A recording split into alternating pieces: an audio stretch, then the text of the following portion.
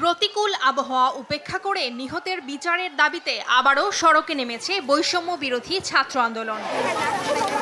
বৃষ্টিতে ভিজেই আবু সাইদ সহ অন্যান্য সব হত্যার সুষ্ঠু বিচারের দাবিতে শান্তিপূর্ণ সমাবেশ ও পদযাত্রা করে ছাত্র জনতা।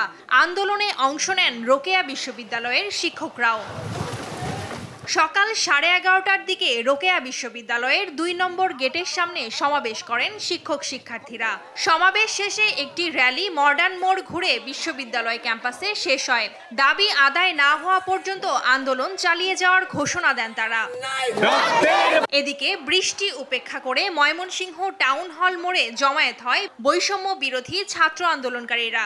নগরীর বিভিন্ন জায়গা থেকে মিছিল নিয়ে আসতে থাকে তারা। এই আন্দোলন চলবে যতদিন না পর্যন্ত আমাদের 9 দফা আন্দোলন 9 দফাগুলো মানা হচ্ছে, ততদিন পর্যন্ত এটা চলতে থাকবে, চলমান থাকবে। আমাদের ভাইদের রক্তের দাবি আমাদেরকে দিতে হবে। আমরা আমাদের ভাইদের সাথে অন্যায় করতে পারবো না। চট্টগ্রামের আন্দরকিল্লা শাহী জামে মসজিদ থেকে জুমার নামাজ শেষে গণমিছিল করেছে বৈষম্য বিরোধী ছাত্র আন্দোলন। বৃষ্টির মধ্যেই নগরীর লালদিঘি রাইফেল ক্লাব হয়ে নিউ মার্কেট মোড়ের দিকে যায় গণমিছিলটি। সেখানে আধা ঘন্টা অবস্থান করে রেলওয়ে স্টেশন এলাকায় গিয়ে শেষ হয়।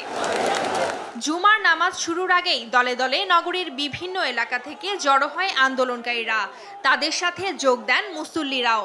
সেখানে সতর্ক অবস্থানে ছিল আইন শৃঙ্খলা বাহিনীর সদস্যরা। টুম্পা আফরোজ, নিউজ ডেস্ক, দেশ টিভি।